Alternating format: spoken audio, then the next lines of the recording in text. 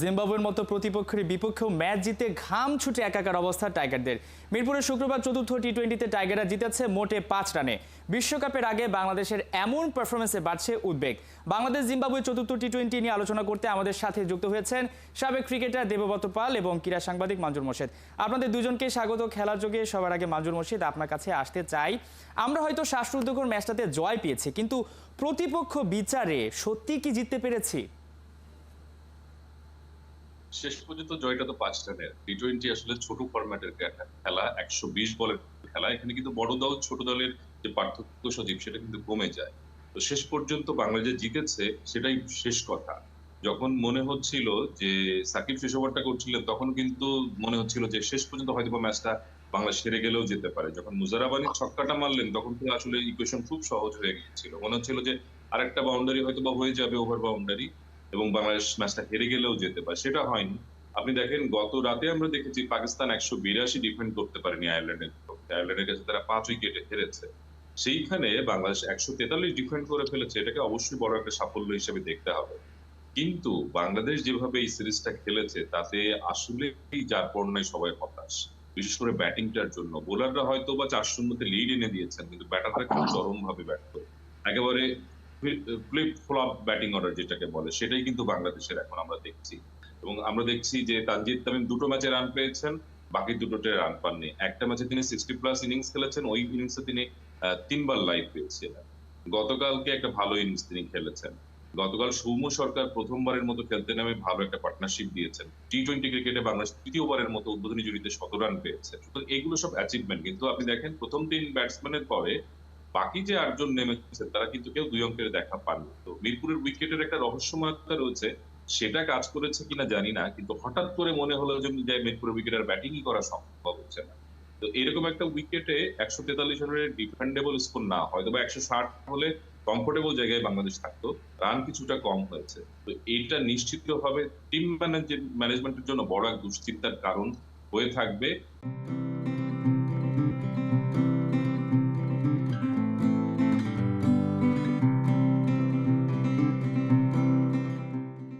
বিশ্বকাপের আগে জিম্বাবুয়ের মতো একটা মাঝারি সারির দল, যারা বিশ্বকাপ কোয়ালিফাই পর্যন্ত করতে পারেনি, উগান্ডার মতো দলের কাছে হেরে গেছে।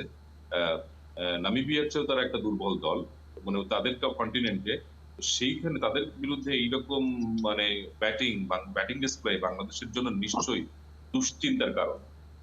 নিশ্চয়ই। আমরা যেমনটা যদি বলি, গতকালকের ম্যাচে দেবব্রত পাল, আপনার কাছে আসতে চাই। 101 রানে যখন 1 উইকেট পড়ে, তখন ওভার হচ্ছে 11.2। এরপর 20 ওভার বাংলাদেশ খেলতেও পারেনি, 143 রানে অল আউট হয়ে যাওয়া। এমন ভয়াবহ ব্যাটিং ধসের ঠিক কারণটা কি হতে পারে? দেখেন, আপনি বলেন 101 রানে 1 উইকেট, 108 রানে 2 উইকেট এবং 143 রানে 10 উইকেট। হ্যাঁ, আফটার এইরকম একটা স্টার্টের পরে তামিম এবং সৌম্যর এরকম স্টার্টের পর আপনার এইভাবেই আপনার মিডল অর্ডার গুলো খেলতে পারবে না, উপর সারি ব্যাটসম্যানরা খেলতে পারবে না। এটা কিন্তু আসলে আমরা যদি উইকেটকে ব্লেম করি, এটা কিন্তু আসলেই কিন্তু সঠিক হবে বলে আমি মনে করি না। বিকজ দেখেন, উইকেট কিন্তু সবসময় একরকম থাকবে না, উইকেট সঙ্গে অ্যাডজাস্ট করে খেলতে হবে। আর টি-20 ক্রিকেটে আপনি 11 ওভারের সময় আপনার যেই উইকেট আমরা দেখেছি, উইকেট কিন্তু ওইরকম খুব বেশি চেঞ্জ হয়ে যায় নাই 9 উইকেটের সময় যে আপনাকে এরকম ভাবে উইকেট দিয়ে আসতে হবে। আমি উইকেট দিয়ে আসতে হবে এই কারণেই বলছি যে আপনি দেখেন রান আউট গুলো যেভাবে হয়েছে, আমাদের ব্যাটসম্যানদের মধ্যে কমিউনিকেশনের কিন্তু অনেক গ্যাপ ছিল, অনেক দুর্বলতা ছিল। আমরা ভালো স্ট্রোক খেলতে পারিনি।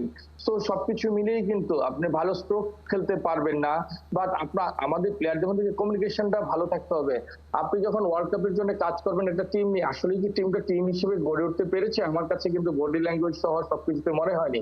আপনি দেখেন, ব্যাটিং বলি, ব্যাটাররা বলি, বোলাররা বলি, অনেক কিন্তু সময় লাগে ইমপ্রুভমেন্টের। বা ফিল্ডিং এরকম একটা জায়গা, এখানে কিন্তু ইমপ্রুভমেন্টের খুব বেশি সময় প্রয়োজন হয় না। আপনি বলেন, আমরা কি গত 10 বছরে আমাদের ফিল্ডিং এর মাত্রাটা কি, আমাদের ফিল্ডিং এর প্রক্রিয়াটা খুব বেশি উপরের লেভেলে ছিল? আমরা কিন্তু একটি মিডিওকার ফিল্ডিং সাইড হিসেবেই কিন্তু ছিলাম। খুব বেশি কিন্তু উপরের সারিতে ছিল না, কিন্তু আমাদের ভেতরে কিন্তু এরকম ফিল্ডাররা কিন্তু রয়েছে, তাদের বয়স বিবেচনা, তাদের ফিল্ডিং এ ক্ষিপ্রতার অনেক প্রয়োজন, এজিলিটি অনেক গুরুত্বপূর্ণ। আমাদের টিমে এরকম প্লেয়ার ছিল যাদের কিন্তু অনেক ভালো ফিল্ডার হিসেবে আমরা পরিণত করতে পারতাম। আমরা কিন্তু গত 10 বছরে আমরা কিন্তু তাও আমরা করতে পারিনি। আপনি যদি দেখেন যে বিজয়, আমরা জয় জয় বিজয় এই শব্দগুলোর মধ্যে না একটা আনন্দ থাকে, গৌরব থাকে। আমরা ঠিকই জয়, হ্যাঁ, গতকালকে জয়ী হয়েছি বা সিরিজটা এখনো 4-4, বাট আমি এটার মধ্যে আসলে গর্ব আনন্দটা ওইরকম ভাবে পাচ্ছি না সত্যিকার অর্থে। মঞ্জুর ভাই যথার্থ বলেছেন যে জিম্বাবুয়ের বর্তমান পারফরমেন্স বিশ্বের সবচেয়ে দুর্বল দলের এগেইনস্টে কিন্তু আমরা প্রায় খেলছি টি-20। আপনি দেখেন যে আমাদের টি-20 অবস্থানটা কি, আমরা জিম্বাবুয়েকে বলছি দুর্বলতম অবস্থান। আমি একটু বিশ্লেষণ করি। আপনি দেখেন আমাদের তামিম, তানজিদ এটা তামিম ওপেনার ব্যাটসম্যান, এটা সম্ভবত তার 4র্থ ম্যাচ, এই সিরিজটাতেই তার ডেবু হয়েছে ফার্স্ট ম্যাচে টি-20-তে। আপনি দেখেন তানজিদ তামিম আপনার টিমের এখন অটোমেটিক চয়েস না বললেও হ্যাঁ অপরিহার্য ওপেনার। তার মানে কি, আমরা গত প্রিভিয়াস ওয়ার্ল্ড কাপ থেকে এ পর্যন্ত আমরা এখনো ওপেনার পাইনি। আমাদের বিপিএল গিয়েছে, আমরা এখন ওপেনার সেট করতে পারলাম না। আর তানজিদ তামিম, আমি ইতিবাচক ভাবেই বলতে চাই, আমি ইতিবাচক, I don't want to blame the cricketer, আমি জাস্ট ইনফ্রাস্ট্রাকচারের কথাটা বলতে চাই। তানজিদ তামিম যদি হয়ে যায় একটি সিরিজ খেলে আপনার অটোমেটিক চয়েস, তাহলে এই টিমের ব্যাটিং অর্ডারটা আমরা সহজেই অনুধাবন করতে পারি। আপনাকে শুধু বাঁচিয়ে রাখছে আমাদের টিম বোলাররা। আপনি দেখেন আমাদের পেস বোলাররা দুর্দান্ত বোলিং করছে। সাকিবের এক্সপিরিয়েন্স সহ মুস্তাফিজের যে আইপিএল এর এক্সপিরিয়েন্স আপনি দেখেন, মুস্তাফিজের শুরুর ওভারটা দেখেন, সাকিবের শেষের ওভার দেখেন, প্রথম ওভার দেখেন, এগুলোই তো আপনাকে ম্যাচ জিতিয়েছে। আপনি যখন 143 ডিফেন্ড করতে যাবেন, আমার কাছে মনে হয় তাসকিনের শুরুর ওভার আমরা হয়তো অভিজ্ঞতার জায়গাটা থেকে ম্যাচটা জিততে পেরেছি, সেই জায়গাটা থেকে হয়তো বা জিম্বাবুয়ে পিছিয়ে ছিল। তবে আমার যে প্রশ্নটা ছিল যে এতগুলো উইকেট পড়ে যাওয়ার মূল কারণটা কি? আমরা কি খুব বেশি তাড়াহুড়ো করেছি, নাকি আমরা আসলে আইপিএলে যেভাবে ক্রিকেটাররা রান তোলে সেই জিনিসটা আসলে চেষ্টা করেছিল বাংলাদেশের ক্রিকেটাররা, কিন্তু সেই জায়গা থেকে তারা ব্যর্থ হয়েছে? এতগুলো উইকেট এইভাবে পড়ে যায় তাসের ঘরের মতো, আমাদের মিরপুরে খেলা, সেই হিসেবেও তো এতগুলো উইকেট পড়ে যাওয়ার কথা নয়। আসলে টি-20 ক্রিকেটটাকে আমরা এখন আত্মস্থ করতে পারছি বলে আমার কাছে কিন্তু মনে হয়নি। আপনি যদি গতকালকে দেখেন, রান আউট দেখেন, আপনার ওয়ে অফ ব্যাটিং দেখেন, সবকিছু দেখেন, হ্যাঁ, সো সবকিছু মিলিয়ে আমার কাছে মনে হয় টি-20 ক্রিকেট আমরা ওয়ানডে ক্রিকেটকে যেরকম ভাবে আত্মস্থ করতে পেরেছি, টেস্ট এবং টি-20 আমাদের এখনো আমরা আত্মস্থ করতে পারিনি, আমরা ওই পর্যায়ে কিন্তু আমরা যেতে পারিনি। আপনি দেখেন যে আমরা কত দূর চলে গিয়েছে আপনার ক্রিকেট। আপনি আইপিএল এর দিকে তাকান, হ্যাঁ, আইপিএল তো একটা ডোমেস্টিক ক্রিকেট, ফ্র্যাঞ্চাইজি ভিত্তিক ক্রিকেট, ইন্টারন্যাশনাল ক্রিকেট নয়। তারপরেও যদি আপনি দেখেন, আপনি এখনো টিম ডিক্লেয়ার করতে পারেননি ওয়ার্ল্ড কাপের। কেন পারেননি? আপনার কাছ থেকে কি আগন্তুক কোনো প্লেয়ার কি চলে আসবে হঠাৎ করে, যিনি শুভমন গিলের মতো করবেন, বিরাট কোহলির মতো করবেন? আসলে আমাদের প্রক্রিয়াগত ভাবে অনেক পিছিয়ে আছি।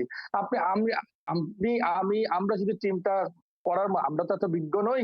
হ্যাঁ, আপনি দেখেন টিমটা কিন্তু আপনি এখনই কিন্তু করতে পারবেন।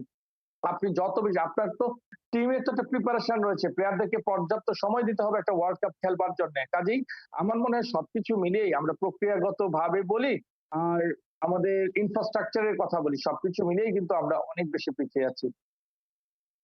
এই জিনিসটা বলি যে এখন যেমনটা আপনি বলছিলেন যে আসলে আমরা হয়তো বা টি-20 ফরম্যাটে এখনো নিজেদের মানিয়ে নিতে পারিনি। আমি একটু মঞ্জুর মোর্শেদ আপনার কাছে আসতে চাই। এই যে তানজিদ তামিমের ব্যাপারটা বললেন যে আসলে আমরা বাধ্য হয়ে ওপেনার খুঁজে নিয়েছে, আমরা আসলে এতদিন ওপেনার তৈরি করতে পারিনি, লিটনকে বাদ দেওয়া হয়েছে।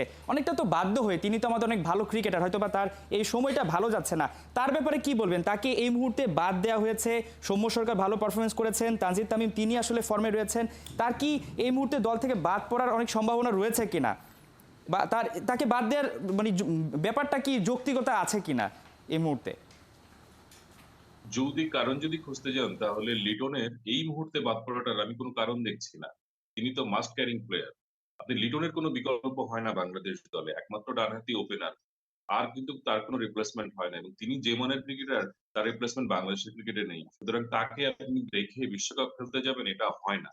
লিটন যত খারাপ ফর্মেই থাকুক না কেন, লিটনকে আপনাকে ক্যারি করতে হবে। ও উইকেট কিপার ব্যাটসম্যান এবং দলের অন্যতম সেরা তারকা। হয়তোবা অফ ফর্মের কারণে প্রচুর সমালোচনা হচ্ছে, তো সেই জায়গাটিতে হয়তোবা আমার ধারণা যে তাকে বিশ্রাম দেওয়া হয়েছে, তিনি অবশ্যই দলের সঙ্গে যাবেন, এবং সেটাই হয়তোবা আমরা দেখবো। কিন্তু কিছু বিষয় নিয়ে আমি কথা বলতে চাই, যেমন ধরেন পারভেজ হোসেন ইমন, আফিফ হোসেন, তাদেরকে কেন রাখা হলো জিম্বাবুয়ে সিরিজে, কেন তাদেরকে একটি ম্যাচও না খেলিয়ে আবার বাদ দেওয়া হলো, এই কারণটা না আমার কাছে একদম স্পষ্ট না। যদি নির্বাচকদের প্রাণে থাকতো যে তাদেরকে বিশ্বকাপ দলে রাখা হবে না, তাহলে তাদেরকে জিম্বাবুয়ে সিরিজে কেন খেলানো হলো?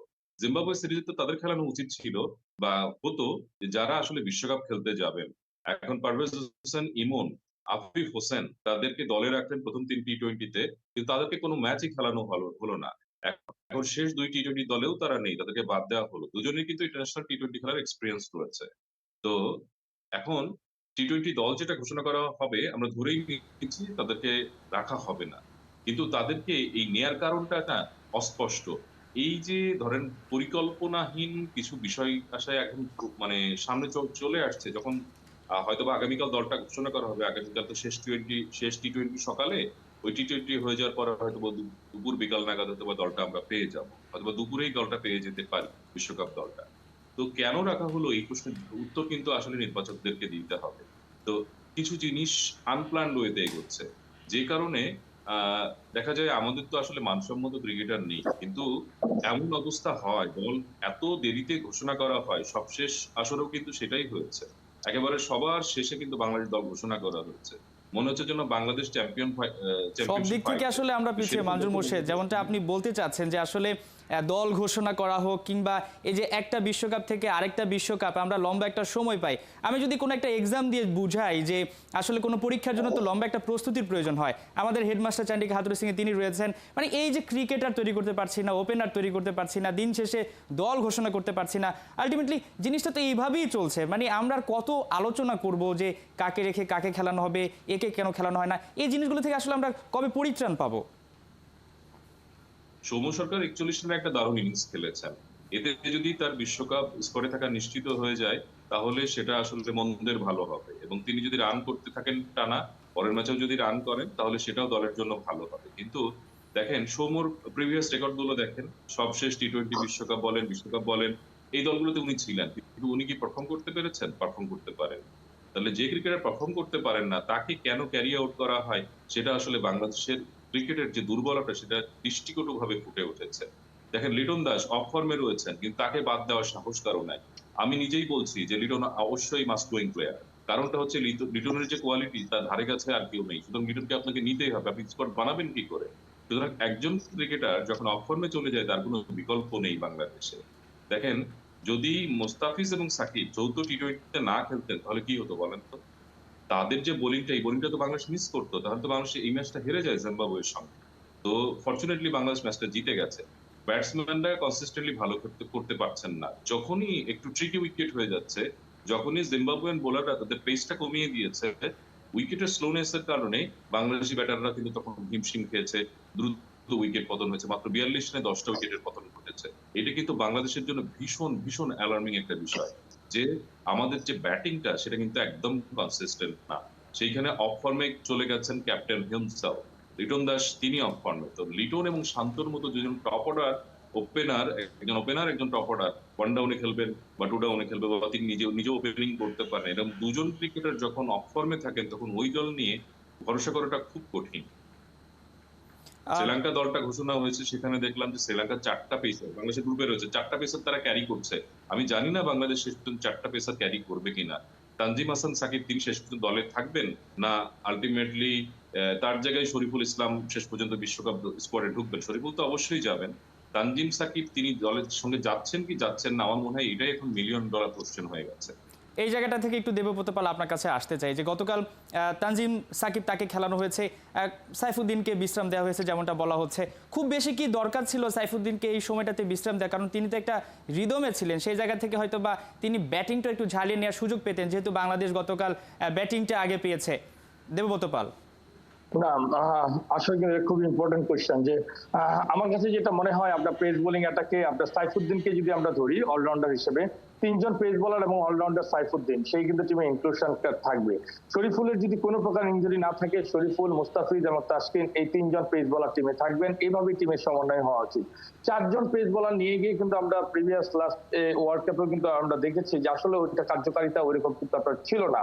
ইউএস টি-20 উইকেট, এখানেও কিন্তু আপনার ফ্ল্যাট ব্যাটিং উইকেটই হবে। এটা this is the event of ICC. So আইসিসির ইভেন্টে আপনার ব্যাটিং উইকেটে হয়ে থাকে নিয়মিতভাবে। এখানে আরো টি-20 ক্রিকেট। তো এখানে 4জন পেস বোলার নেওয়ার যৌক্তিকতা অন্তত আমি খুঁজে পাই না। আমার কাছে মনে হয় 3জন পেস বোলার, সেই সঙ্গে সাইফুদ্দিন থাকবেন, 3জন পেস বোলার তাসকিন, মুস্তাফিজ এবং শরীফুল ইনক্লুশনটা, এটা আমার কাছে মনে হয়।